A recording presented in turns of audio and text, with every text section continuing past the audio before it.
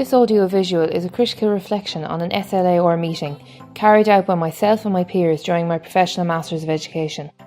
The Subject Learning Assessment Review, which is a component of the new junior cycle for visual art, consisted of critical discussion and analysis of 4 pieces of student work created during my school placement with a second year group. The subject matter was the creation of an imaginative composition depicting found objects from a rugged coastal terrain, contrasted with visual features of the Limerick City environment. The aim of this meeting was to critically analyse 4 pieces of work and to interrogate the suitability of the feature of quality descriptors they achieved during my assessment in line with the success criteria I had designed for the particular scheme of work. Work number 1. This first piece was awarded with the feature of quality descriptor yet to meet expectations. During discussion with my peers, we analysed the work making reference to the success criteria, and one area that lacked significantly in the work was object content. The students' achievement of other visual qualities such as tonal contrast and the illusion of 3D space were in line with expectations, and I questioned if I was allowing the lack of object content to overshadow the elements which the student had achieved. It was agreed that this was the case, and I have decided to award the student with a grade of in line with expectations instead. Work 2. This piece was awarded with in line with expectations. The critical discussion of this piece raised issues about the students' progress throughout the research stages and the development of sketchbook practice through collage and exploratory drawings. It was agreed by the group that although his realised work displayed obvious areas of strength in terms of the visual success criteria, the process of development was yet to meet expectations in terms of expression of ideas and exploration through drawing, which awarded the student with an unbalanced descriptor of in line with expectations. Work 3. This piece was awarded with above expectations. My peers were in agreement that this work belonged in the above expectations category, not simply because of the realised work, but because of the evidence of the creative process displayed in the sketchbook through annotated collage exploration and expression of ideas through drawing, as well as engagement with written critical discussion through the use of visually descriptive language and the technical qualities displayed to meet the success criteria for the realised work. And finally, work 4. This piece was awarded exceptional.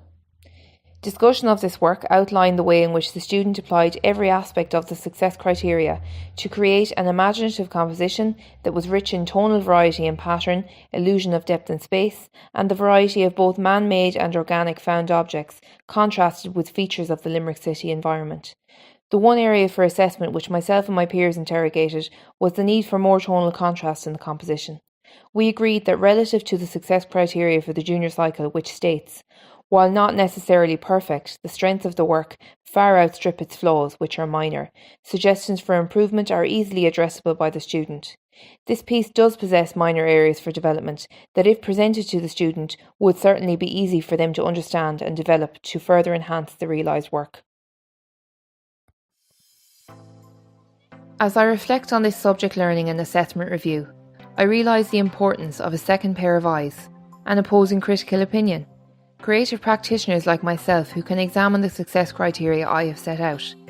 Claire Robbins, author of Who Assesses the Assessors, references how Smith 2013 suggests, because assessment so strongly influences student attention, perceptions and behaviours, it ultimately functions not only as a measure of learning, as perhaps it is typically viewed, but also as a shaper of learning.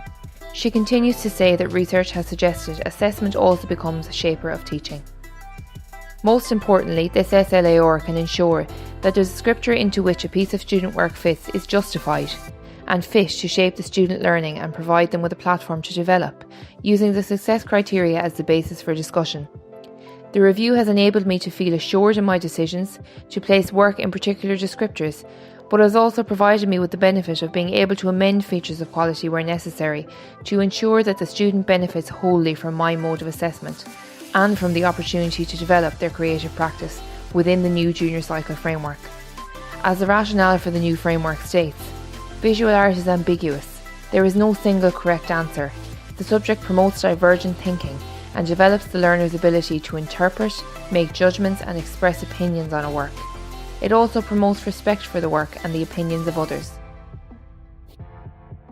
This is true of the way in which we must evaluate the creative practice of each student, We must acknowledge this self-expression where it is evident in student work, and as the rationale for the junior cycle states, respect the personal, cognitive and physical fulfilment of the learner as they create in the art classroom.